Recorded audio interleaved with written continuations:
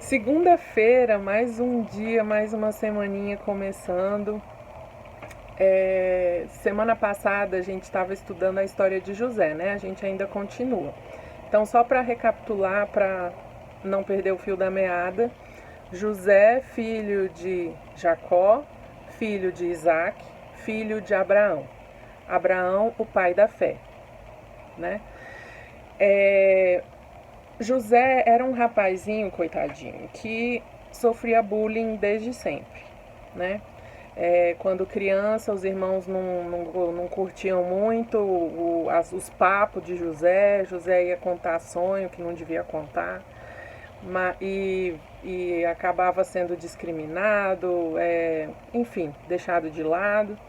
Mas ali um pouquinho na adolescência, né, finalzinho da adolescência, ali mais ou menos com uns 17 anos, ele foi vendido como escravo pelos irmãos. Um bulizinho assim bem básico, né? Foi parar no Egito. Lá no Egito ele conquista a confiança de um capitão militar. Esse capitão militar é casado com uma piriguete.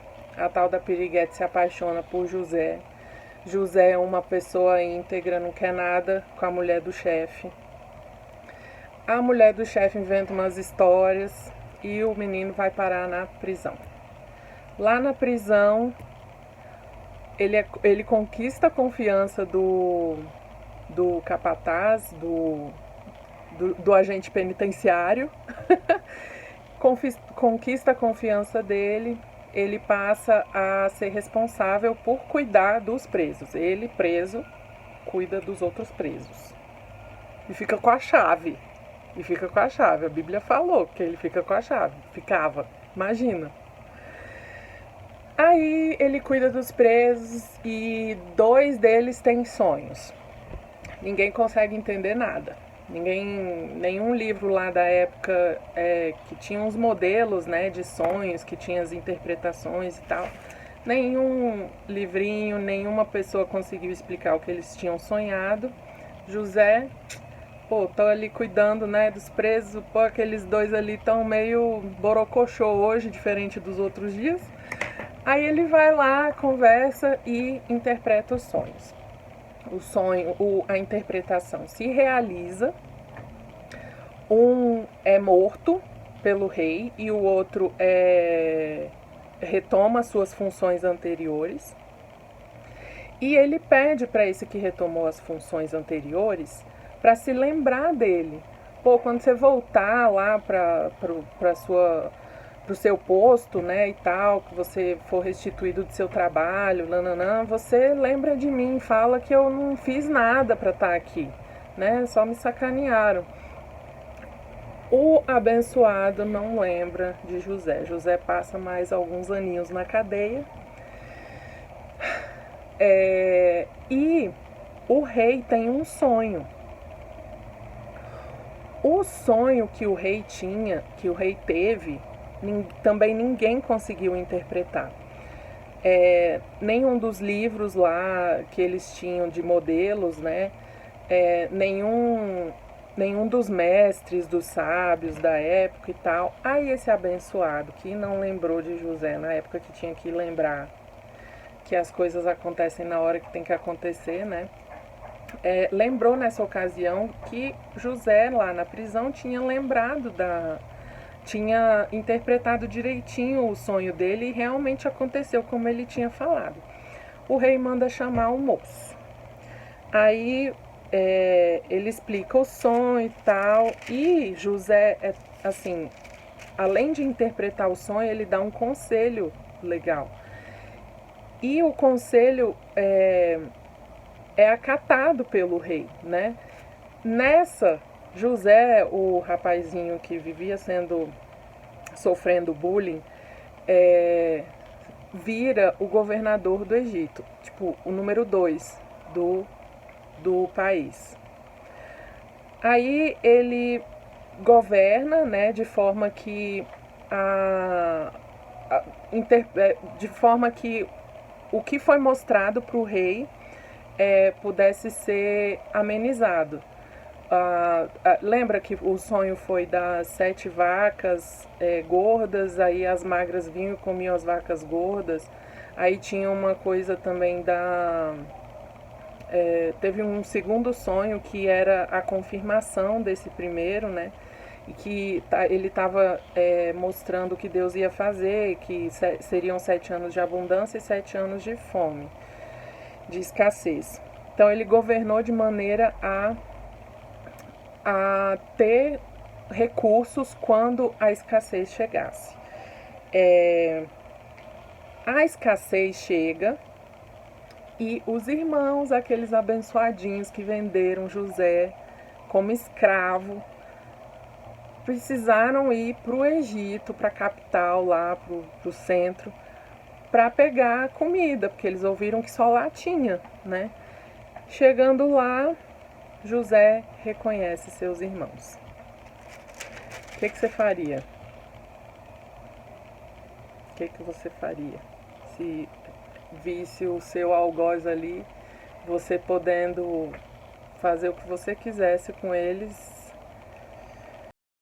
de querer ver como que eles estavam, né? De entender qual era, se eles continuavam sendo aqueles filhos da mãe do passado, né?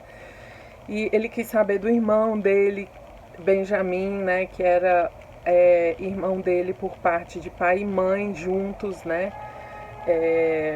Que Jacó teve com Raquel. E hoje a gente vai continuar do capítulo 44, né? Que os irmãos voltaram para Canaã, né? Para onde o pai estava com a comida. Aí eles tinham, para que eles pudessem buscar mais comida uma segunda vez, eles tinham que levar Benjamim, porque José meio que exigiu isso, né? Daí se passa um tempo, eles acabam com a comida toda que eles tinham levado da primeira vez. E o Simeão lá preso, né, como cheque calção pra volta. Mas eles, comeram tudo e se demoraram mesmo, né? O coitado do Simeão ficou lá, enfim. Daí, nessa segunda vez, eles voltaram para o Egito e dessa vez levaram Benjamim, porque era o único jeito que o governador do Egito iria aceitar conversar com eles de novo. E aí nessa situação a gente vê que na semana passada a gente terminou num ponto que eles jantaram ou almoçaram, eles comeram juntos, né? E agora os irmãos estão indo embora para a cidade deles, onde estava o pai. E é daqui que a gente continua, o capítulo 44. Nesse capítulo, José meio que trola os irmãos, né? É uma trollada bem interessante. Vamos ver o que acontece. Capítulo 44. O copo de José. Depois disso, José deu ao administrador da sua casa a seguinte ordem: encha de mantimentos os sacos que esses homens trouxeram, o quanto puderem carregar, e ponha na boca dos sacos o dinheiro de cada um. E na boca do saco de mantimentos que pertence ao irmão mais moço, Benjamim, né? Põe o meu copo de prata, junto com o dinheiro que ele pagou pelo seu mantimento. O administrador fez tudo como José havia mandado. De manhã, bem cedo, os irmãos de José saíram de viagem com seus jumentos. Quando eles tinham saído da cidade, mas ainda não estavam longe, José disse ao seu administrador: vá depressa atrás daqueles homens e quando os alcançar, diga o seguinte: por que vocês pagaram o bem com o mal? Por que roubaram o copo de prata do meu patrão? Ele usa esse copo para beber e para adivinhar as coisas. Vocês cometeram um crime. Quando o administrador os alcançou e disse o que José havia ordenado, eles responderam: por que o senhor está falando desse jeito? Nós não seríamos capazes de fazer uma coisa dessas. Nós lhe trouxemos de volta do país de Canaã o dinheiro que encontramos na boca dos sacos de mantimentos de cada um de nós. Então, por que iríamos roubar prata ou ouro da casa do seu patrão?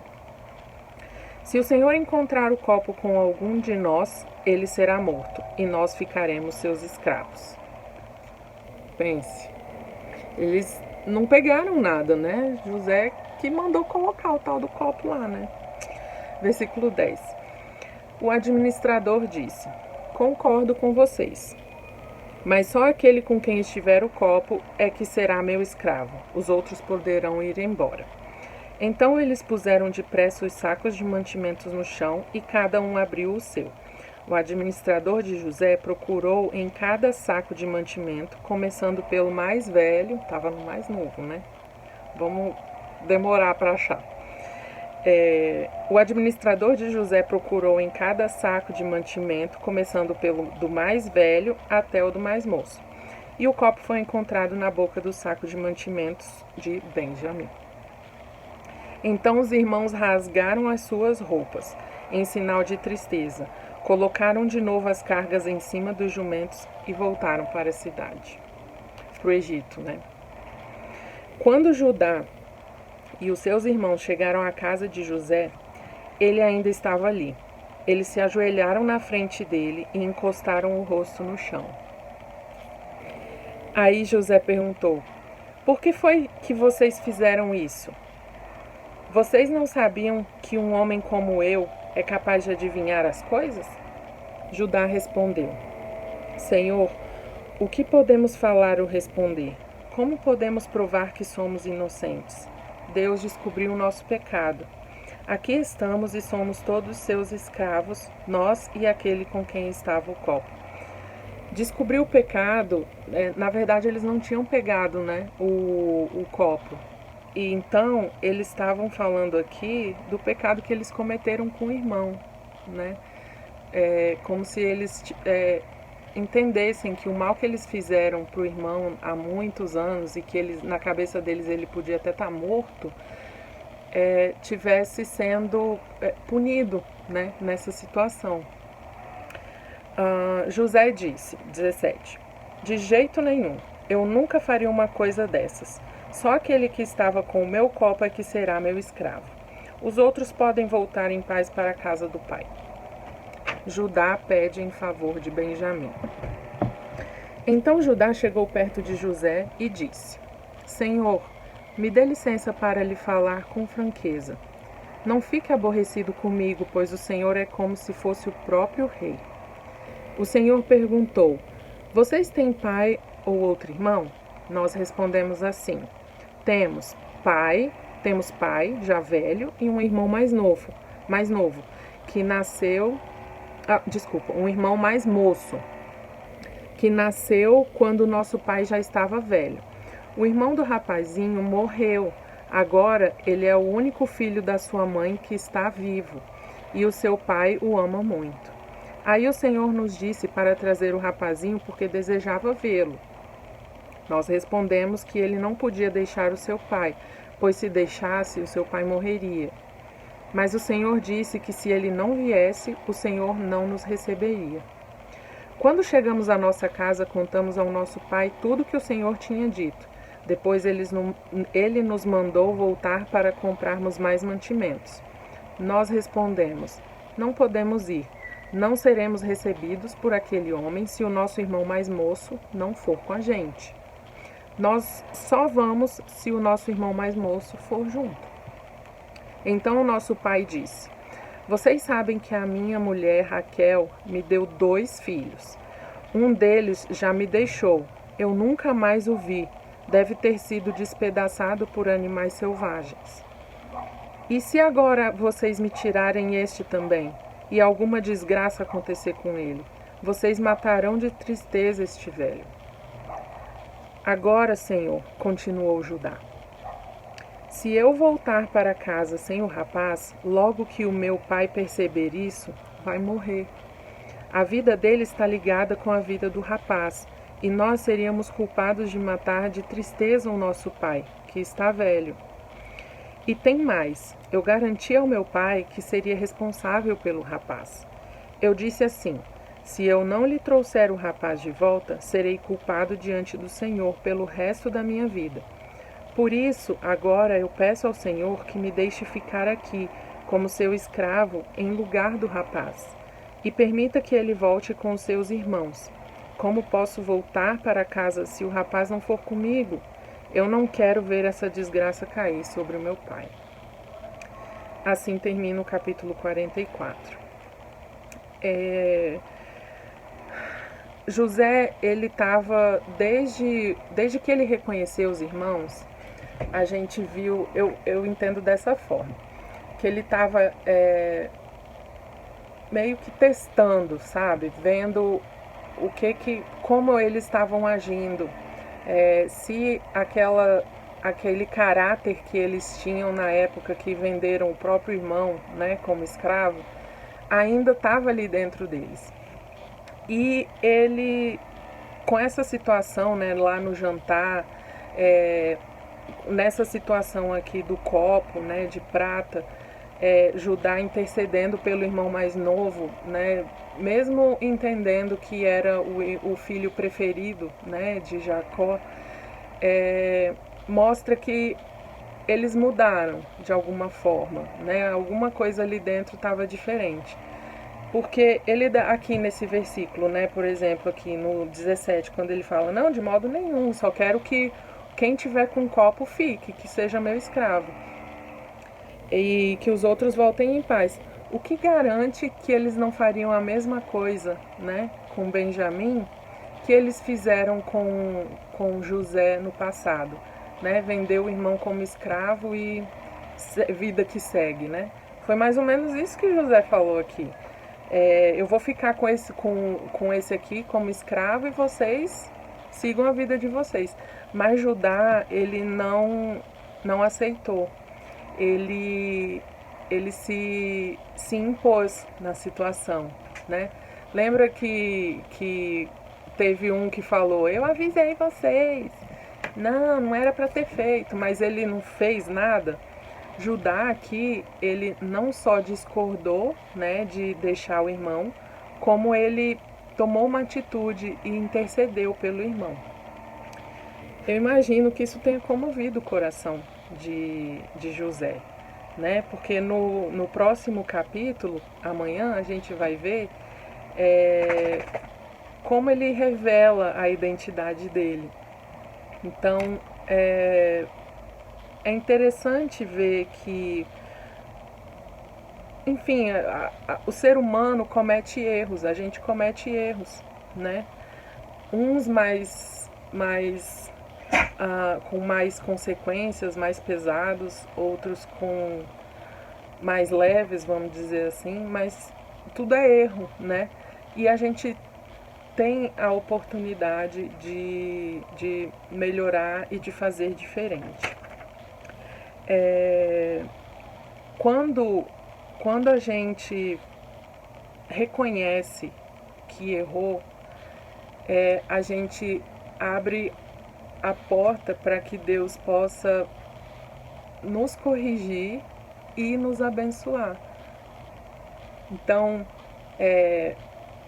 se você está numa situação que você entende que você cometeu um erro, se arrependa, ora a Deus, peça perdão a Ele e continue, siga a sua vida sem ficar se culpando, porque se Deus te perdoa, quem é você para não se perdoar? Entende? Então, desse capítulo aqui, eu entendo que José testa os irmãos, né? José dá uma trollada neles, assim, para ver qual ia ser a reação. Ele percebe que os irmãos mudaram e amanhã a gente vai ver que ele se revela, que ele se mostra, e tudo que ele vai falar é muito interessante para a gente ver como essa história, como o desfecho dessa história é um exemplo para a nossa vida. É uma forma de a gente entender que a gente vai errar, que a gente pode se arrepender e não só isso. Amanhã a gente conversa mais. Vejo você amanhã.